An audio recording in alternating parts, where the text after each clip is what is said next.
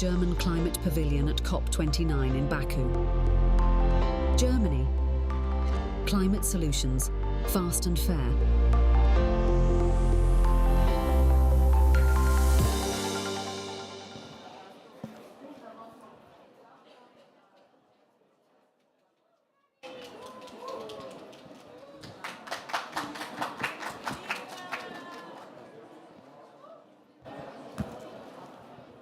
Hi everyone, before we start, I just want to let you know that if you need interpretation for English, you can get some of the devices in the balcony, and because today we're gonna be speaking Portuguese and Spanish, so we start in just a second. And if you need to hear the floor, you can go to channel 2, and if you need to hear in English, you can go to channel 3.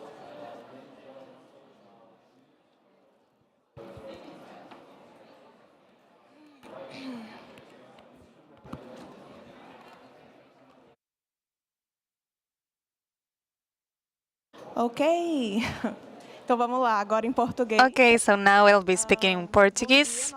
Good morning, everyone. Again, I'm Gabrielle Sodré. I'm from Brazil. I'm part of the movement of people affected by dams. This is an organization that struggles to protect the environment, and it's been working for this for more than 30 years. And I'm part of LICE's Latin American Youth Climate Scholarship, which is an initiative organized by 3 wonderful women that are here with us today. And it trains young people from Latin America, afrodescendent, indigenous peoples, so that they are here in the international arena talking about climate and having impact on the agendas. So today we're going to be talking about this, how it is to be here, being young people from Latin America, Black people, indigenous people. So we're going to share our perspectives from our communities. So I'll invite 3 wonderful women that are part of this program. So Antumalen, you can come here to the stage. A round of applause. Ana Yency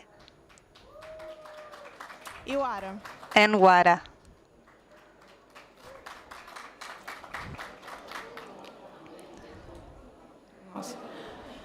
Bom, então a gente vai começar pouco. So we are going to start.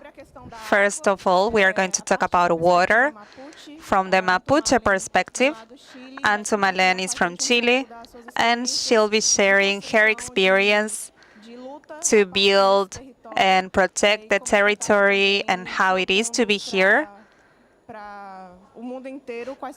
sharing the solutions with the world, the solutions from the community. So you have around 15 minutes. You can go ahead. Hello. Mari Compuche, Mari Moncutaimun, Inche Antumalen Antillanca, Incheta Mapuche Huilliche, Huille Mapumeu, from Chile.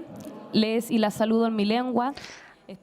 I was speaking in my language, so it's a pleasure to be here in this space with this wonderful woman, and the genesis from this project that I'll be sharing with you. First of all, I want to highlight this. I want you to know that we are here because of LICE's scholarship.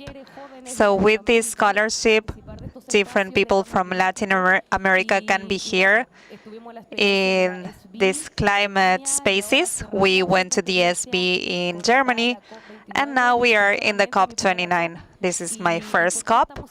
And why we are here? It's because our message is important, our struggle as women, as young people.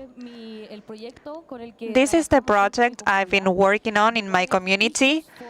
Is water issue for Mapuche communities, national and international policies. Epulafken Mapu, this is the name. And what you can see here, first of all, here On the right, you can see a map. This is a really interesting map from the Mapuche perspective. So it's our territory, but thinking about our ancestry.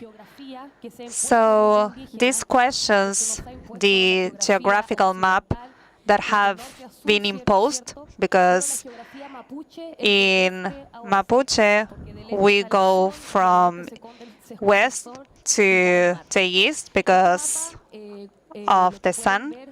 So here you can see the mountains, they are at the north, and we have Nien. Nien is owner in our language. These are the spirits that protect us and that are the owners of the spaces. Isiol Nien are those spirits that are bigger and we have to respect them. So then you can see the Cauche, which is the mountain from my community, the volcano. Then you can see the rivers, Wanuleifu, Mapujungun, which is related with the stars in Mapuche. And you can see that it goes to the ocean. So, since we are young, this is the way we see the territory, with this special geography, because they don't teach you this in school. They teach you another way of looking into the territory. So one of the most important things that brought me here is that we don't have access to drinking water, and this is something polemic in Chile because we are one of the only communities and indigenous communities that don't have access to drinking water. I'm part of the Lake Ranco. My community is on an island that is called Huapi. And since we don't have access to water in Chile, in the Patagonia region, we have a problem with fishing. So this is a problem for us. This has an impact on our ecosystem. It has an impact on water. We've talked about this with the ministry, with people that should take care of our ecosystem from the state, but they don't listen to us. So in 2019, in our community, we realized that the water was polluted, not only because of fishing, but also because of many other things. For example, when they use boats on summer, because the tourists come here with boats to do different leisure activities, but they keep polluting with oil. I live on the riverside, and in winter, on the lake, we can see that there's a lot of waste there. This wasn't the reality before. When my grandmother saw this, she said, we need to do something. We met Sarah Kelly. She works with geography. She's from the US. We've talked to her, and we told her that we should work on policies to take care of this problem. So we did a research. We've identified different things to improve the quality of the water.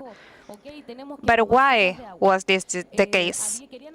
We needed water samples because they wanted to build a hydroelectric, and I'm Mapuche and I'm an activist and we are always there. So we went to the consultation and I talked to a young man that was with this message of clean energy, renewables, green energy. So I told him, why, if you're going to come here, why you don't talk to the communities? Because you are blocking the water from the river. So how come you build a project without talking to us? And he said, don't worry, we have a research, we have data from water quality, we know when the water is going up. And I was listening to him and I thought, okay, they have research, they have scientific data that they share with the institute here in Chile that assess the environmental impact. And what do we have? We have this vision, but this is not worth it for the politicians in Chile. In Chile, if you talk about your ancestry, they won't listen to you. So I thought, okay, the enemy is working with science, so we need to use science as well. We need to assess the quality of the water. So I kept talking to him, and he said it's really expensive to have a sample of water. It is 5 million pesos.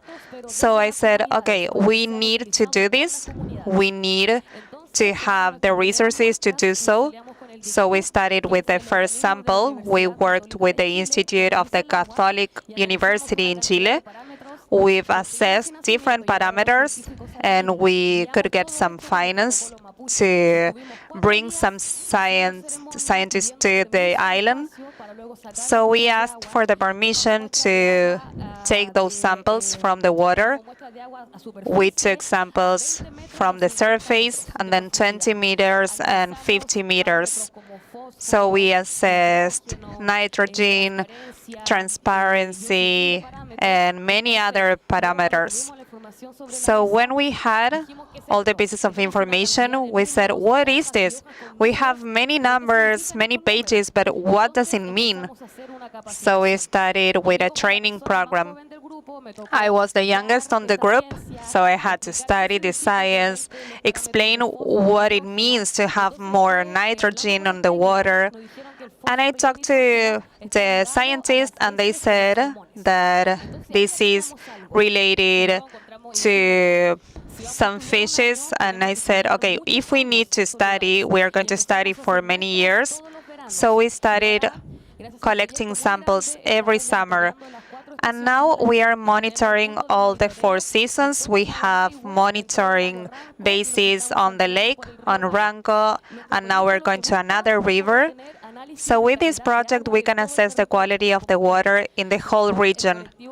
This is why it started in my island with my family, but now it's something huge. We have people from many communities, many families, and this is important because we involve children as well. Around 2 years ago, we started collecting samples from fishes, so we are there on the riverside. We take some fishes, then of course they go back to the water. But with this, we can see that we have less fishes now. Some of them are in risk. And why am I talking about this? Because in Chile, the universities, they carry out the different researches, or the companies to come to the territory and say this is going to be our intervention.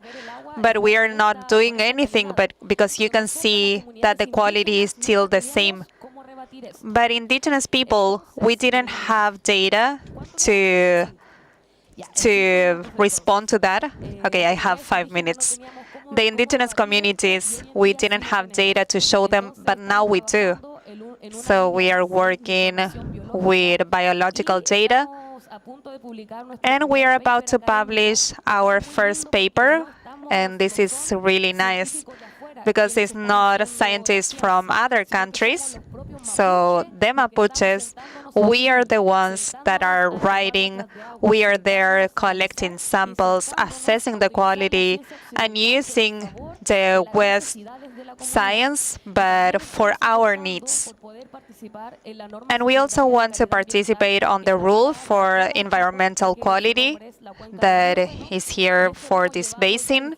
And we've been working in different contexts, so the government in Chile, they know what we've been working on. This is what I wanted to share with you. The message is based on a chagunco. Chagun is water, is meeting, and then water. So when 2 rivers come together, as in the basis, this is the name that we give it.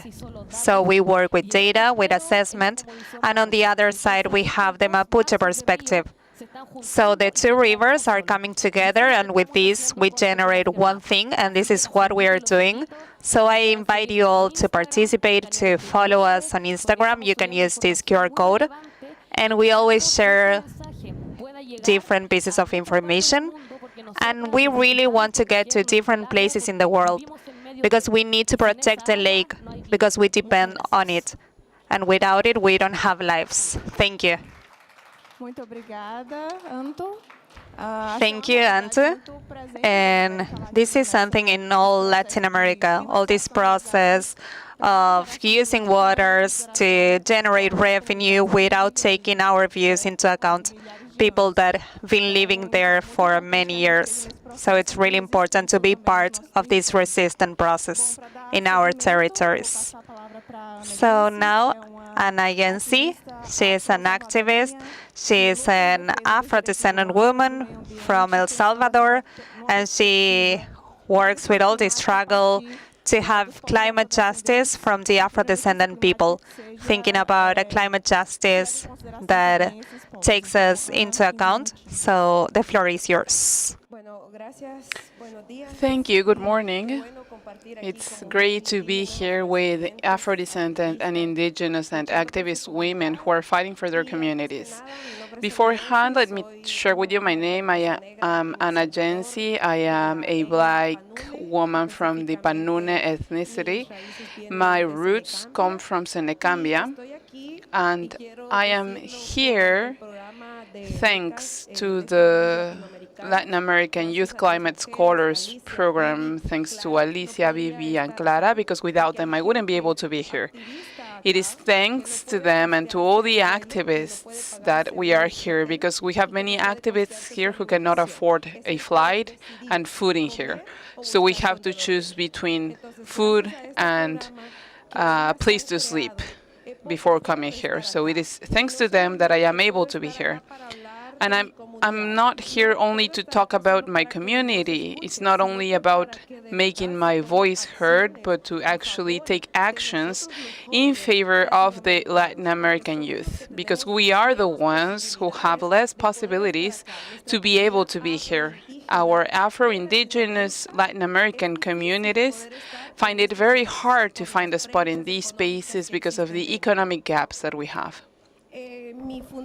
My foundation is called AFROS, Salvadorian Afro-Descendant Communities. It was created by me 6 years ago, and I fight in my country so that no woman is left behind, so that every woman have access to education, because I've seen it. I know how hard it is to have no access to education thanks to my grandmother. That's why I created it, because when she was 8 years old, she wasn't able to access education because she was Black and because of her hair. She was bullied in school. And my great-grandfather told her, "You cannot go to school anymore because you are Black." And this happens because they don't know anything about the roots, about the ethnicity, about the races that exist in El Salvador. It's been over 500 years of making us invisible. I've been an activist for 15 years, and 12 of those years I've been fighting for us to have a spot at the Congress in my country so that Afro-descendant and Black people are acknowledged so that they can participate in the creation of public policies. And they keep saying that we are the same, but we are not. Afro-descendants do not go through the same things that non-Afro-descendants go through. In my foundation, we have created several spaces. For example, a permanent school for Afro-descendant people, empowering communities.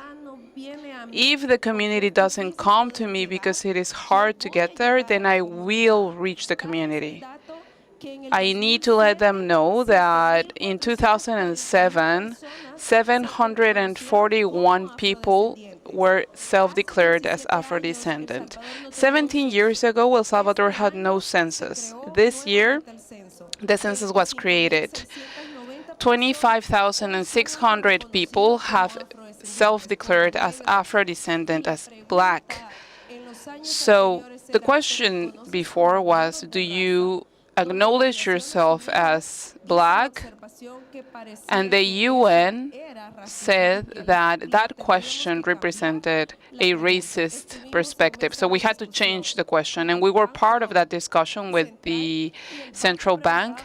And the bank asked, how can we make it so that we have a census that is not racist, so that you could identify yourself as afrodescendant, as Black, or as descendants. That's where many people self-declared as such. So I want to show you a video that will speak by itself, because it shows the gastronomy of my people.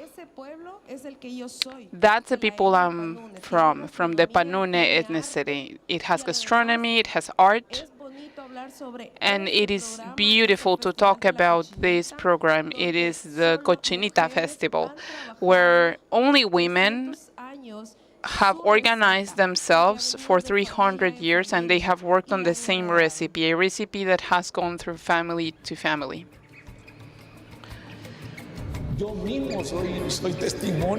I am the testimony of the Black presence in El Salvador. I am Black Afro-descendant. I am a strong Black man, robust man. I am Black.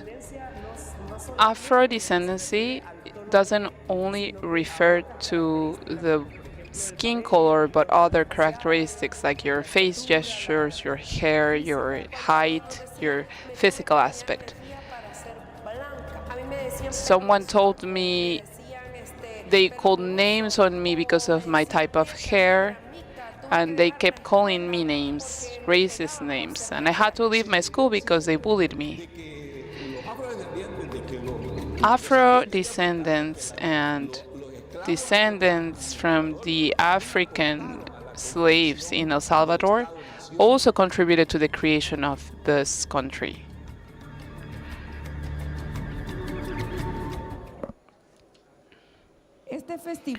This festival has opened doors to us, and it has helped us make it so that the Embassy of Mexico in El Salvador and the Embassy of Colombia in El Salvador help us. It has helped us so that the UN Rights Commissioner in El Salvador helps us, because we have to acknowledge Afro-descendant people.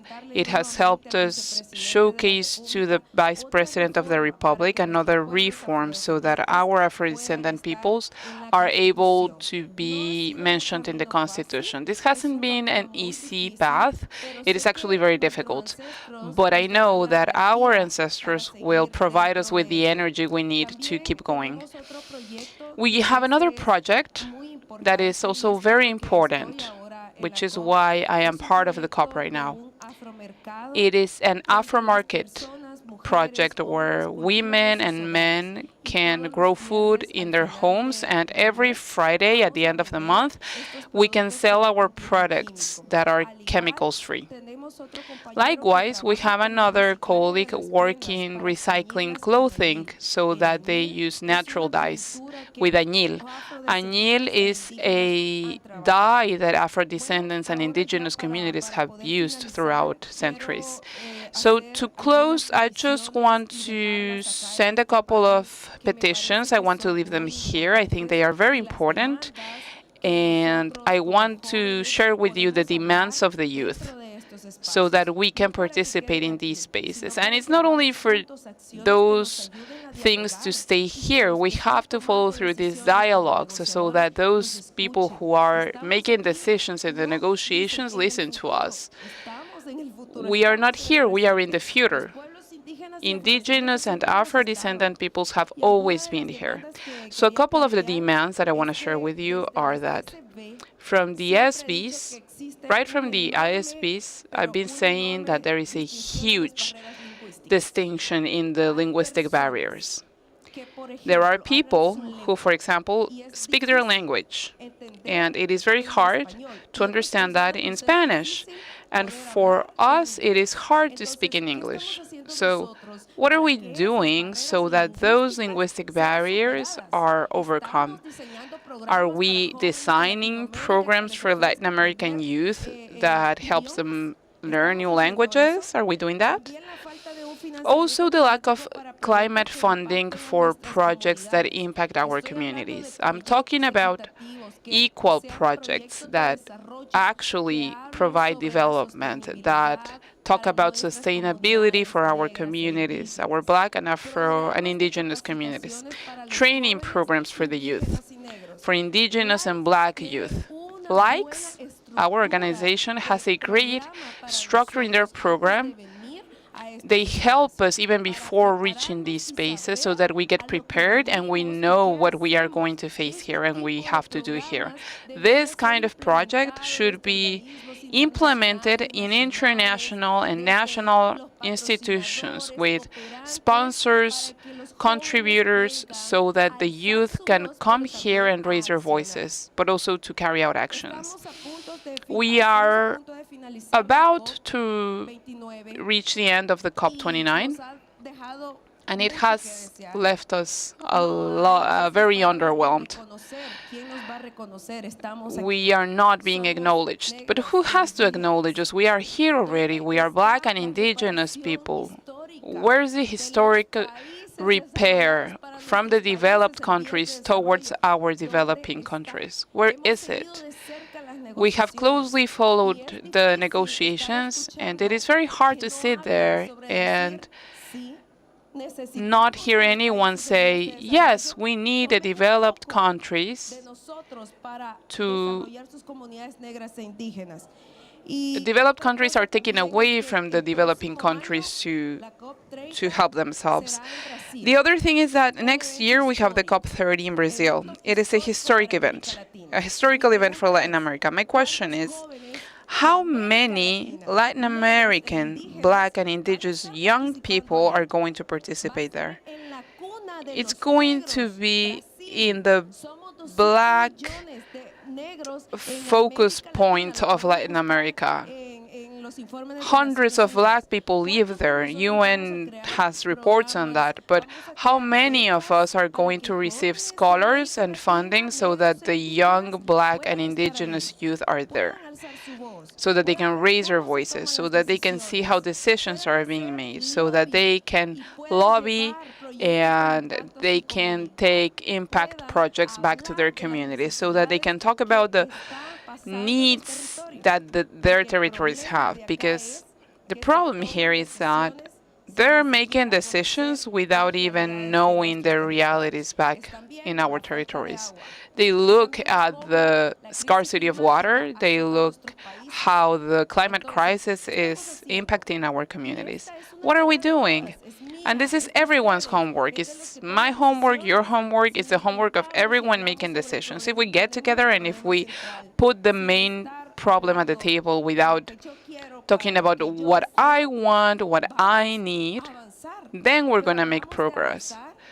But we keep talking about progress and we keep making steps behind.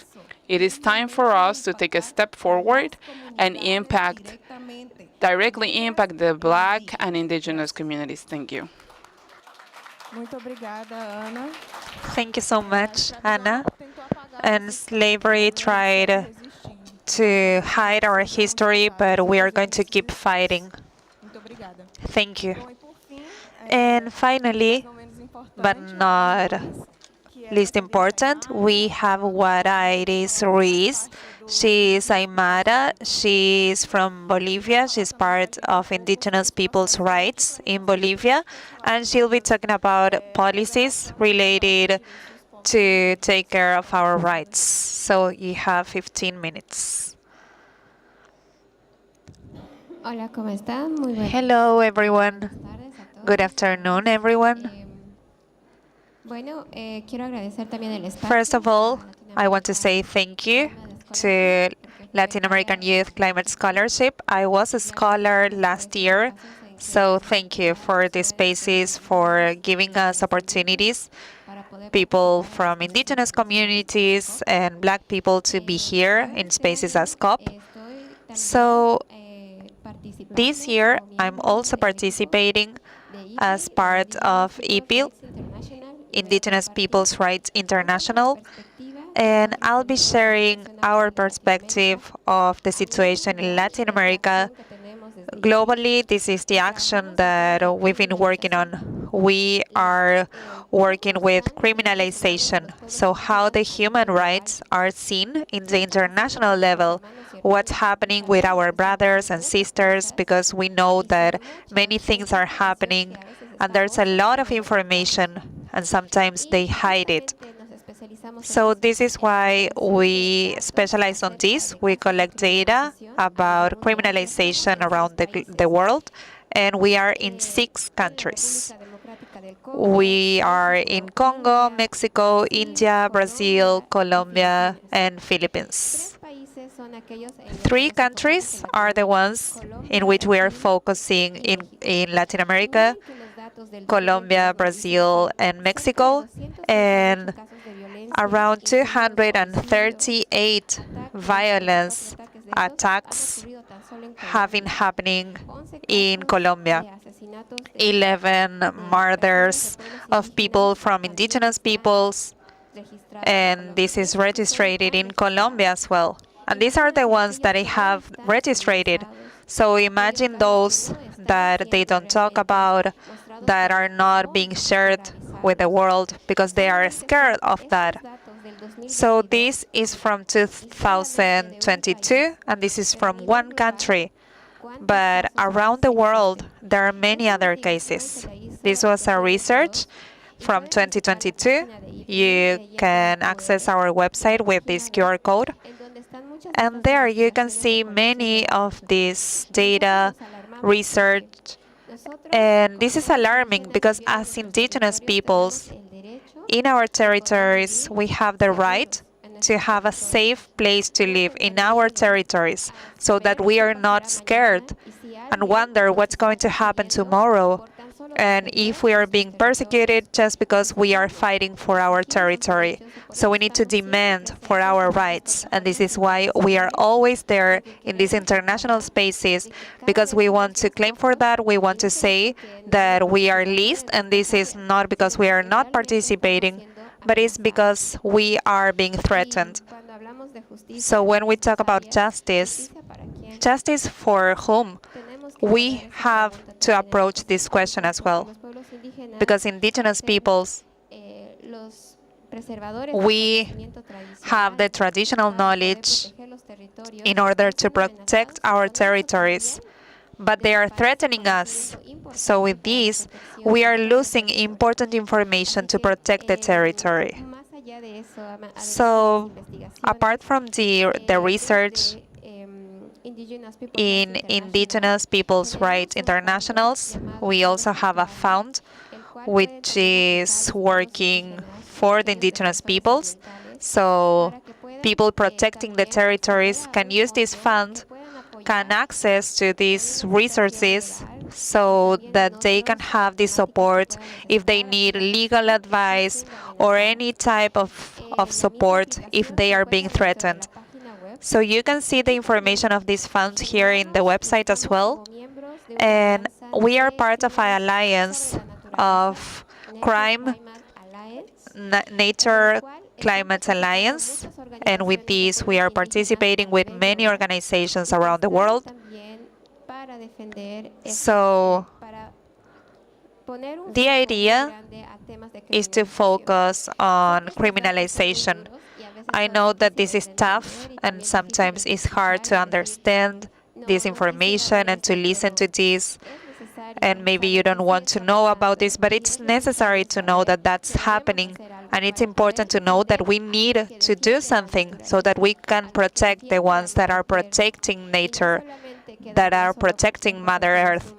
So we are not only going to be shocked with these numbers. We need to think about how we can reduce these numbers, because they keep growing and growing with more cases, more crimes with nature in Latin America. We need to ask ourselves how we can protect and help these people so that this data is kept in a safe place and that we can keep fighting. So we want more alliances, more partnerships to work with this. We want to work with other indigenous peoples organizations. I want to say that when we look into these pieces of information and we work with these sisters, we are working on the solution. We know how the situation is in our territory, but this also inspires us.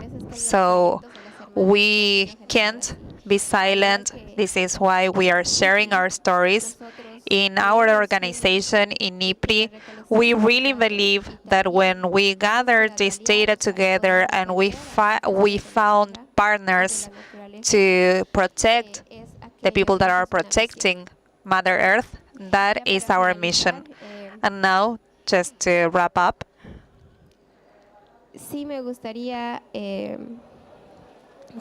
I would like to say that for COP30, I want us to be together, united, because in COP16 there was a body working with that, with human rights and many other things. But both on the CBD and in the COP, human rights is disappearing. That term is being bracketed. And why? So we also invite everyone here. If you're here, we are inviting you so that you can share this message. Because this term, human rights, is disappearing from the text. So we really need this advocacy so that that word is not between brackets. We need solutions that are based on human rights. We need that because our people, they are being threatened, and those international rules are threatening our people. So we need to stop this. So apart from that, I want to bring some hope as well, because we have many people working on this, and with this platform we can have more visibility. So for all the organizations, all the scholars, I invite you to keep participating in these types of projects, youth, so that they keep protecting our knowledge, the ancestral knowledge, so that we can keep working with this, so that we keep raising our voice, and for everyone that can create a project or programs for Indigenous peoples to be here, we really tell you that you should do it, because here we can share this knowledge, we can let people know what's going on, and we can ask for cooperation with other organizations. So I hope I was not too negative, but thank you. Thank you so much. Thank you, Wara. We know that Latin America is one of the places with more murders for people that are protecting the nature, especially on the Amazon region. So it's really important to use these spaces to bring visibility to what we are facing in our territories. So thank you so much for bringing this perspective and talk about resistance as well. So now we are going to open the space for a Q&A. We can listen to some questions and keep with this debate. So if you want to ask a question, you can raise your hands, and Clara is going to give you the mic.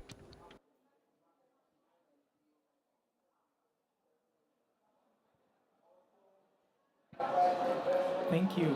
So actually, it's not a question. I'm sorry, my Spanish is not good enough, my Portuguese neither, to speak in either of these languages. So it's not actually a question. I really want to impress my gratitude. So I'm a mangrove ecologist.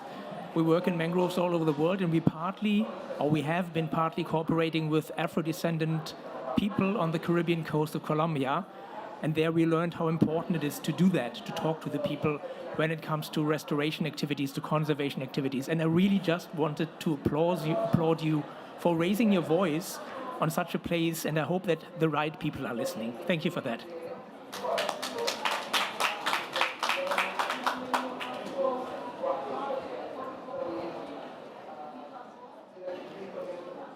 Hi, unfortunately, I also don't speak Spanish, but my name is Umazim Vuria. I am part of an indigenous community in Kenya at the forefront of our coastal restoration, and we face very similar issues, and I wonder how indigenous communities from Africa and Latin America can unite, especially considering the fact that the indigenous communities in Latin America, the young people, the young indigenous leaders in Latin America have really pushed the fight and given visibility to indigenous communities, but something that we're struggling as African youth and African indigenous communities is getting that same recognition from our governments and our politicians. So, you know, if there are ways in which we can learn from you and learn from each other and share knowledge, I think it would be very, very helpful in this fight to try and push forward for the indigenous struggle everywhere across the world.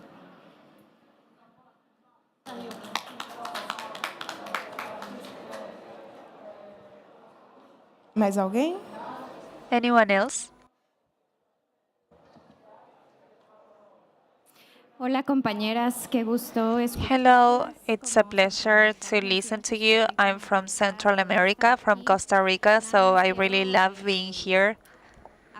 And I just want to support what you said. It's really important to think about real solutions so that indigenous women are working on that in Latin America, and they really need this direct access, the direct resources for the long term to keep fighting against climate change. So the different actions from youth in our region, afrodescendent, indigenous peoples, those are the actions that really work. So we really need direct access for these groups. So thank you for being here. I really stand together in this fight.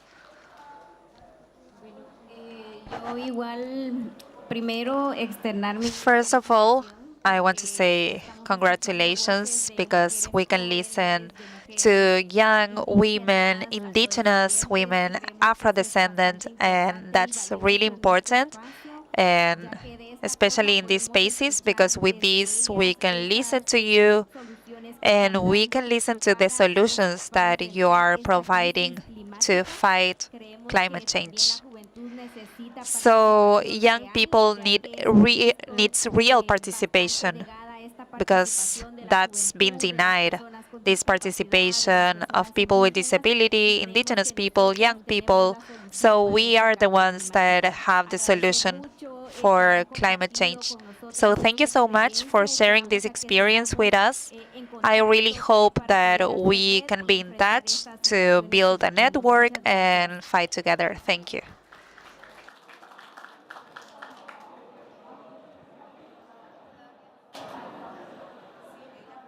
Okay, hello. My name is Thomas, and I was actually involved in hydropower development. And what you mentioned in the first presentation really touched me.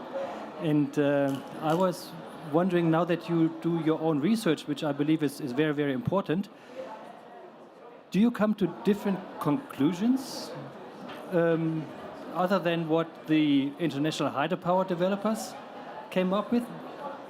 That would be interesting for me to know. Thank you. Ok, vamos lá. Então vamos retomar. Okay, so now we are going to listen to you again. You can answer, and then if we have more questions, we can open the space again. You can start. Okay. So as for your question, the hydroelectric is called Las Flores and is in a river on the basin in the Lake Quema.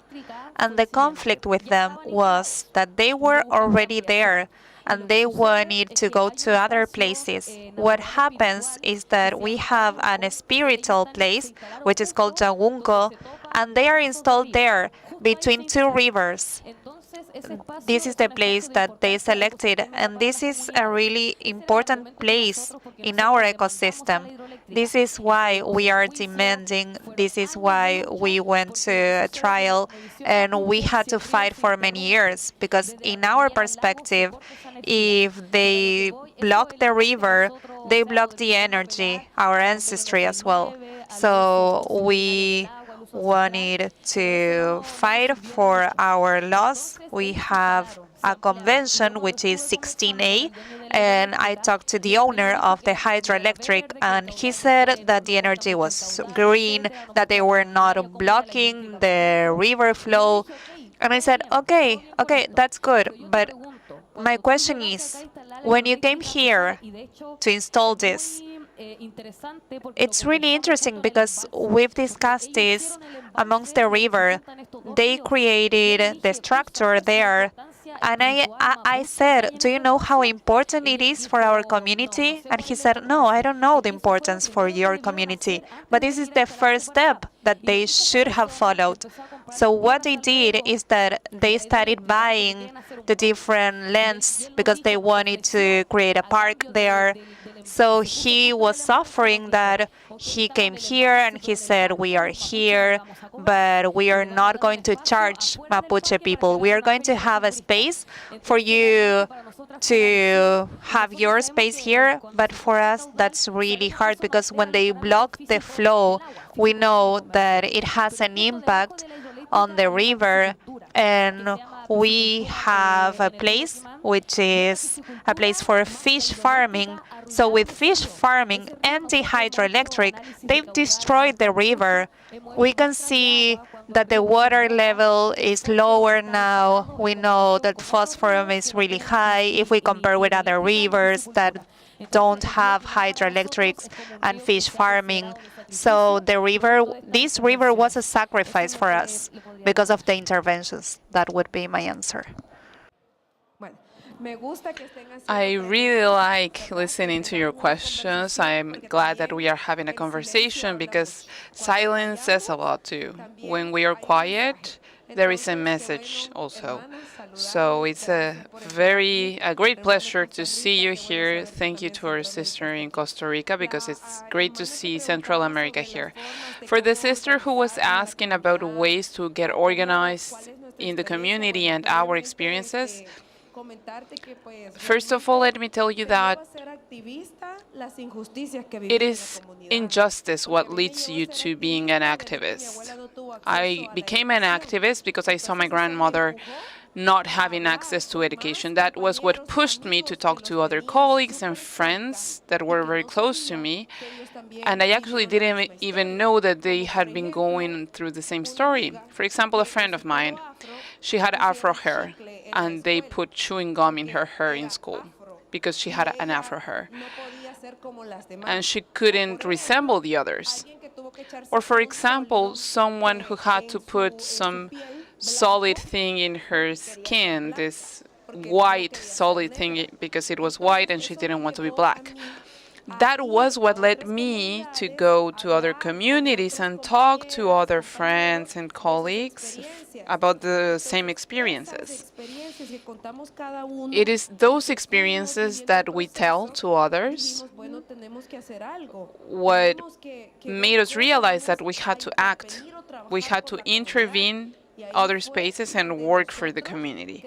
That was what made us create this foundation because it empowers people. What happens with human beings is that we are constantly in fear of speaking out because we have barriers of inequality and that limits us. And sometimes we don't even believe in ourselves. So what did we do?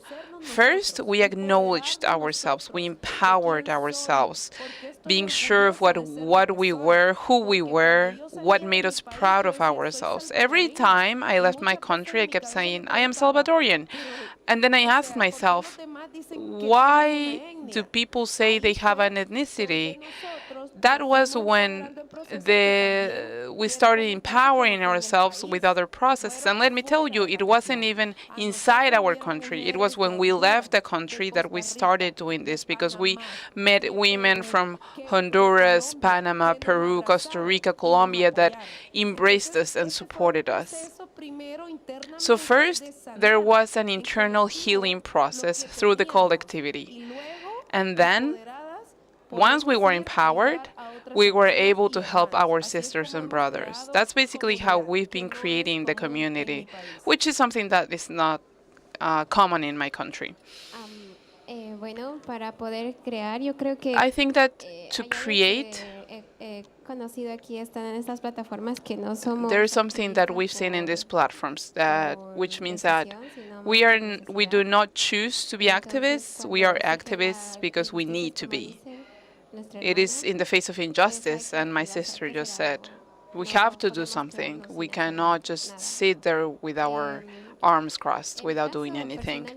Personally, as an activist in my region, I started coming together with other people, young people especially, and we created our own movements with journalism, because we acknowledge that we have to report the injustices in our territory. Oftentimes, those are very hidden. It was through that empowerment with political advocacy. It is very important for the communities and the young people. If young people know how to advocate among the political spaces in their communities, if they know how to have dialogues, and if we have young people reporting on what's going on, then you can find a way out. And then you can create a very strong speech with the governments by showing them what's going on and by having bilateral conversations with them. If the young people are aware of that, then the future is more active. I think that's very important. That should be built up in every community and region. And you also have to be very perseverant, because it is very frustrating to work with climate change, to work with the environmental issues, because sometimes not a lot goes on, but sometimes it does go well. It does go well. Thank you. Thank you, girls. I have a comment about what you said. We have a challenge. So now we leave this space with this challenge, which is gathering together to build solidarity so that in COP30 next year in Brazil, we are able to make the most out of it, and we can have more initiatives as these ones.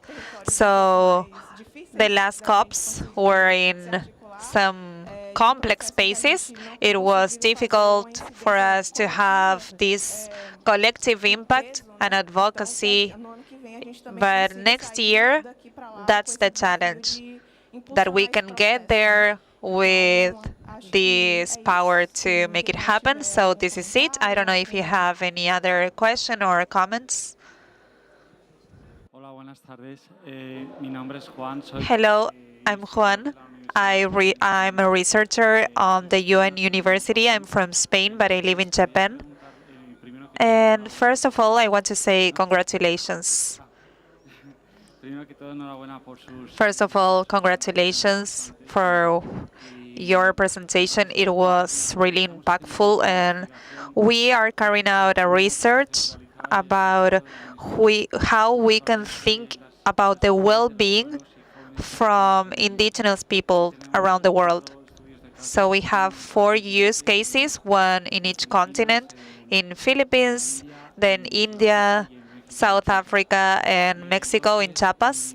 So my question would be that we understand that the ecology crisis is because the global north think about the well-being, consuming things. So we need to learn from the different ways of having well-being, listening into the indigenous peoples, so that we can have a solution for the current crisis.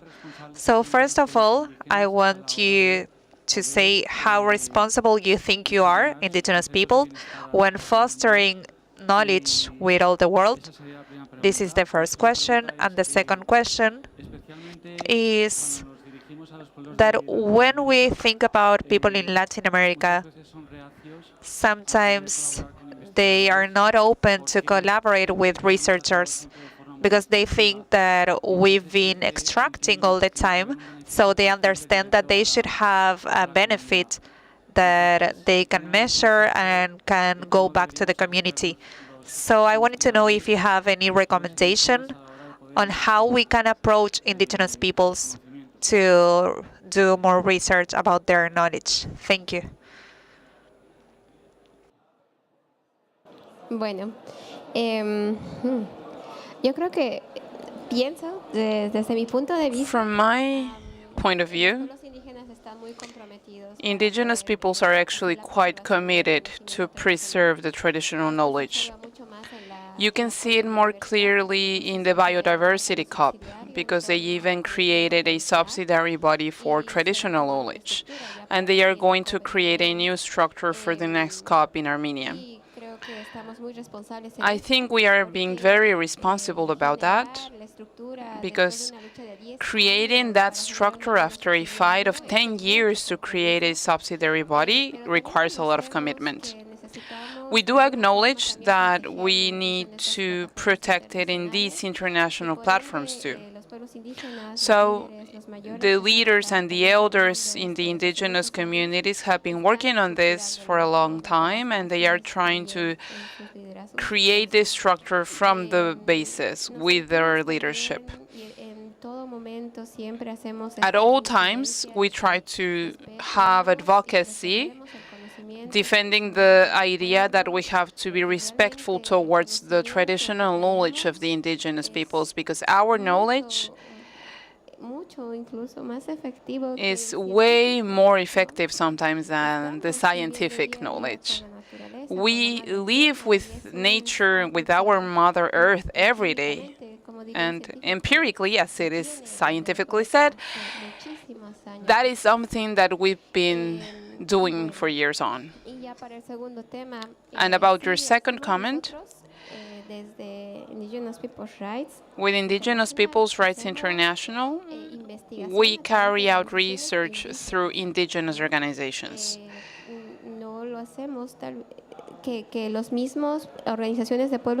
We acknowledge that it is the indigenous peoples and communities the ones that are providing the data confidentially, so that they don't feel like we are intervening in their territories. It is them, the ones who provide the information, and we acknowledge that.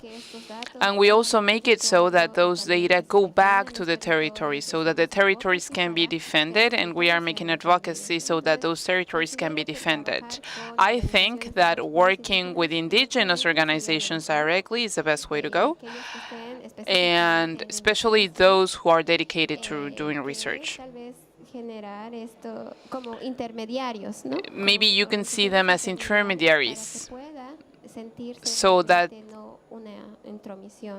they don't feel like you are being an intruder.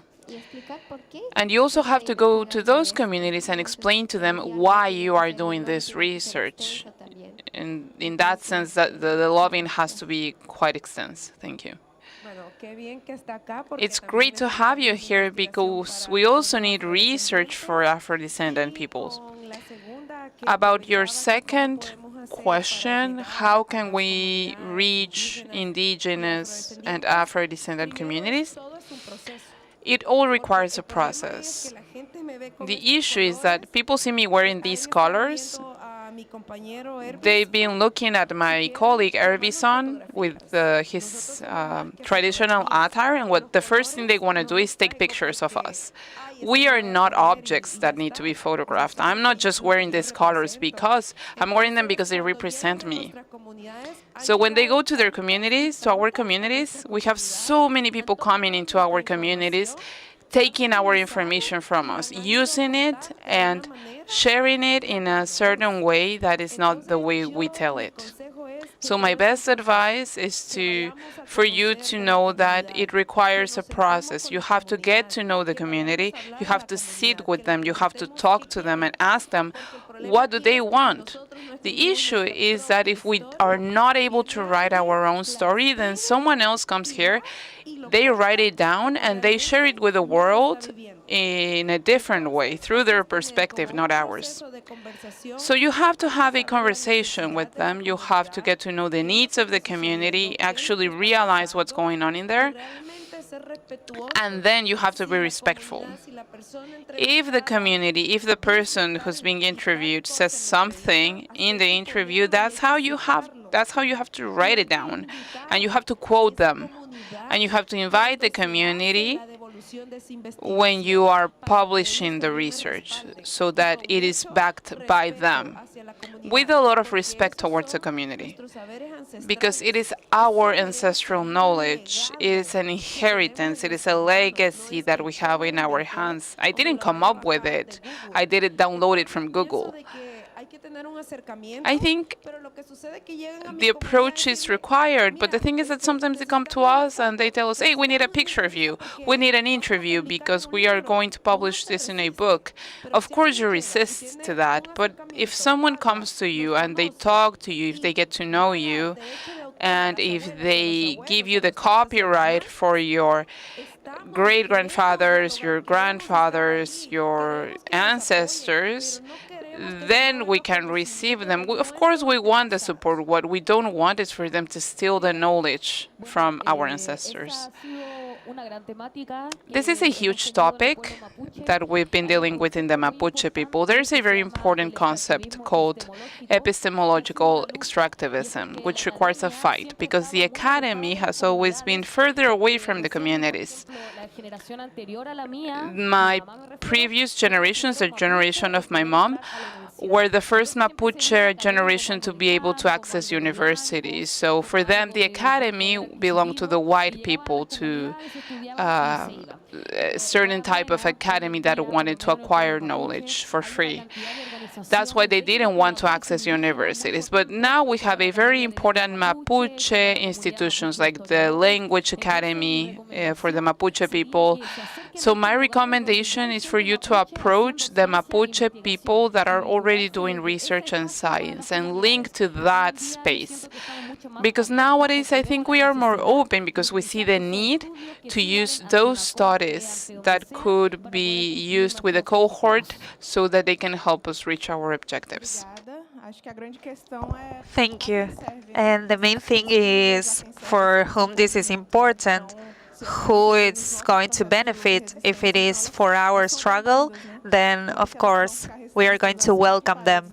But if it's only for the four walls of the university, of course, that's not useful for us. We have one more question.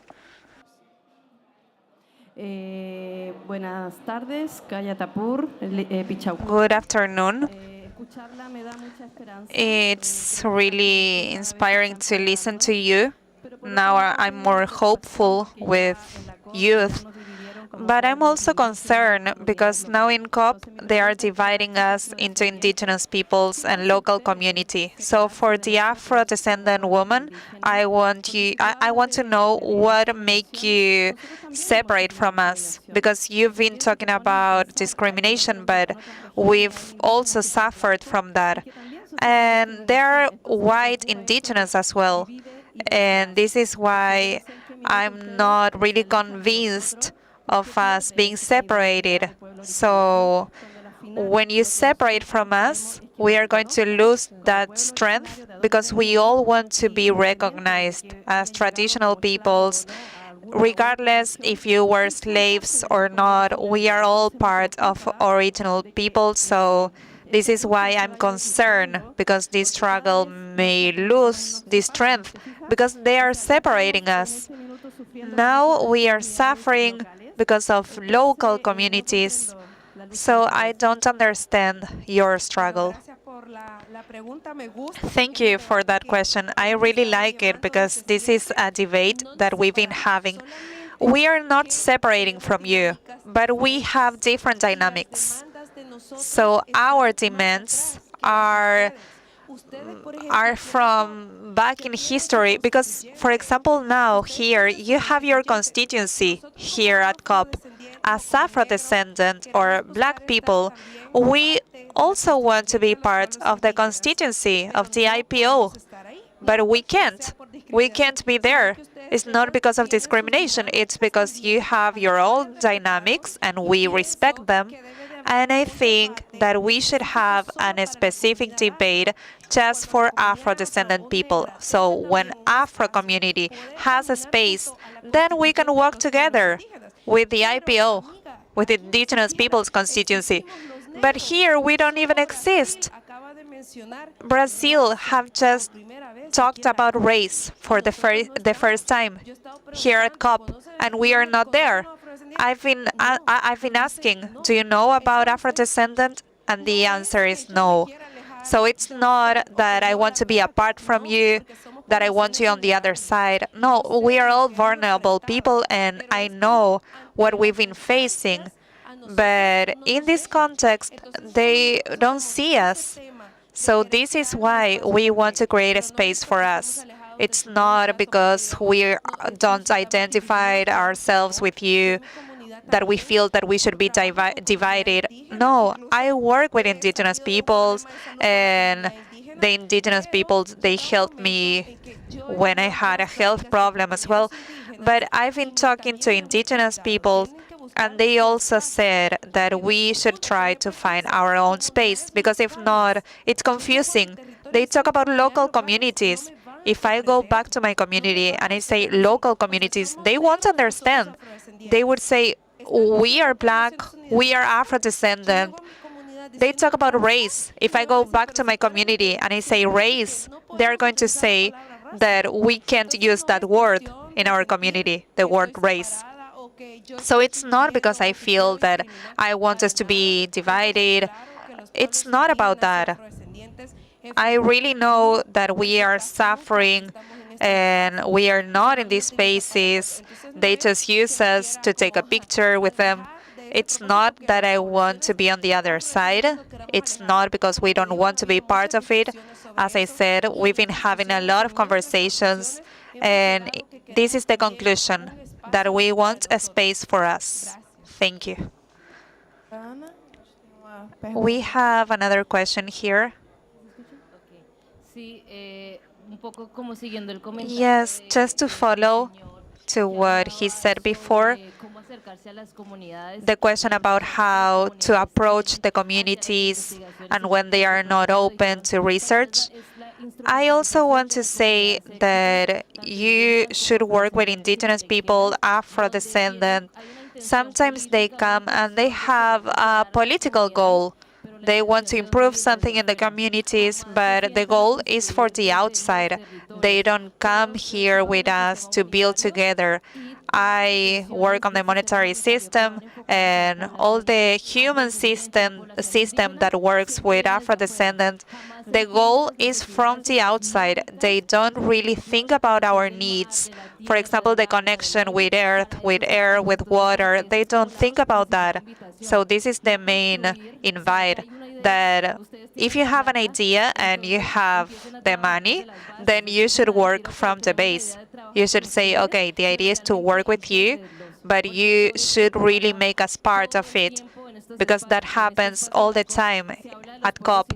They talk about Indigenous people, they talk about local communities, but then you see the negotiators, the ones making the decisions, and they're not really representing our people. And then another woman talked about the division. Of course, all the entities want us to be divided. They want Indigenous peoples on one block and then local communities on the other, but this is an opportunity. So we want to invite you all to work and not have us divided, Indigenous people, local communities, because everything that happens, all the global crisis, is having an impact on us all. So we need to understand the different ethnicities. We can work with international organizations, human rights organizations. They need to understand that our voice is really valued and it's crucial to provide a solution to this crisis. Thank you. Thank you. Now we are getting to the end. And this is something urgent. We need to build solutions from our experience, from the ones that are suffering most with the climate crisis, so that we can change the system and not climate. Thank you. Thank you, everyone.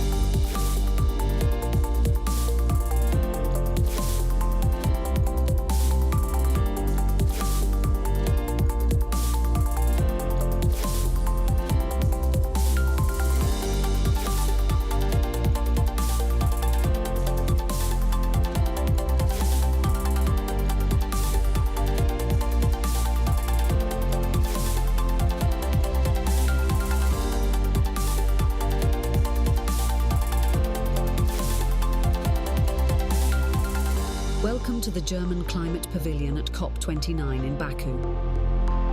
Germany. Climate solutions, fast and fair.